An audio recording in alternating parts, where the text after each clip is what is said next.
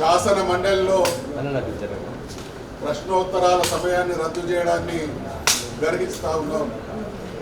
గడిచిన 6 రోజులుగా శాసన మండలిలో జరుగుతున్నటువంటి బడ్జెట్ అనుగుణమైనటువంటి చర్చల సందర్భంగా ప్రజా సమస్యలు ఏ ఒక్కటి కూడా చర్చించబడ్డటువంటి దాఖలాలు లేవు.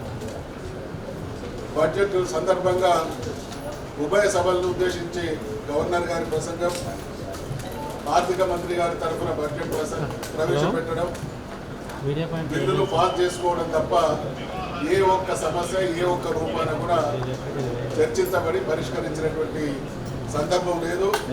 ఈ ప్రభుత్వానికి సాంకేతికంగా సభను నడుపుకోవడమే తప్ప ప్రజలు ఎదుర్కొంటున్నటువంటి ఏ ఒక్క సమస్య మీద కూడా చిత్తశుద్ధి లేదు అనడానికి జరుగుతున్నటువంటి తతంగమే నిదర్శనం. రకరకాల ఫార్మాట్స్లో చర్చలు జరగాలి. చివరికి ప్రభుత్వానికి ఆ చిత్తశుద్ధి లేదు కాబట్టి క్వశ్చన్ అవర్ రూపేణా ప్రతిరోజు 10 క్వశ్చన్స్ ఉంటే 7-8 రోజులు సభ జరిగితే 70-80 అంశాల మీద ఎంతో కొంత చర్చ జరిగేటువంటి అవకాశం ఉంటుంది. చివరికి ప్రభుత్వం దగ్గర చిత్తశుద్ధి లేదు కాబట్టి, జవాబుదారీతనం లేదు కాబట్టి ప్రశ్నలు లేవనెత్తుతున్నటువంటి సభ్యులకు సరి అయినటువంటి సమాధానం ఇచ్చేటువంటి స్థితిలో ప్రభుత్వం లేక ప్రశ్నోత్తరాల సమయాన్ని కూడా రద్దు చేసింది. దీన్ని మరొకసారి మేము తీవ్రంగా గర్హిస్తూ ఉన్నాం. ఇక వాళ్ళు చేస్తున్నది ఏంటంటే పిటిషన్స్, తర్వాత స్పెషల్ మెన్షన్స్. దీనికి జవాబు ఎక్కడ ఉండదు.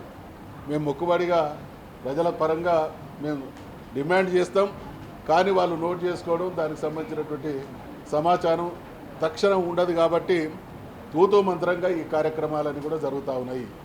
అనేక కారణాల వల్ల చట్టసభల పని దినాలు తగ్గినాయి. అనేక కారణాల వల్ల ప్రజలకు సంబంధించినటువంటి అసలు సమస్యలు సీరియస్గా చర్చించబడేటువంటి పరిస్థితులు లేవు. ఈరోజు 3 అంశాలు మాత్రమే కనబడతా ఉన్నది.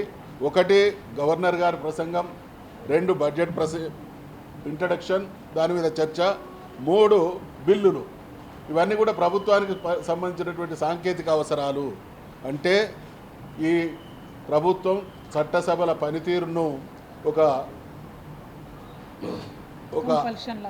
ఒక ఆనవాయితీలా ఒక కంపల్షన్ లాగా మాత్రమే చూస్తున్నది తప్ప చిత్తశుద్ధి లేదనడానికి జరుగుతున్నటువంటి తీరే నిదర్శనం. కాబట్టి మేము దీన్ని గర్హిస్తూ ఉన్నాం.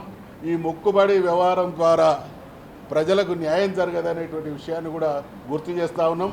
ప్రజలకు న్యాయం చేసేటువంటి చిత్తశుద్ధి ఈ ప్రభుత్వానికి లేదనేది కూడా స్పష్టమవుతున్నది. కాబట్టి సభలో చర్చించేటువంటి అవకాశం లేకున్నా సభ ద్వారా ప్రజలకు న్యాయం జరిగేటువంటి అవకాశం లేని పక్షంలో ఖచ్చితంగా ప్రజాక్షేత్రంలో మేము తెలుసుకుంటాం, ప్రభుత్వాన్ని నిలదీస్తాం, ప్రజా సమస్యలకు ప్రభుత్వాన్ని జవాబుదారీని చేస్తాం.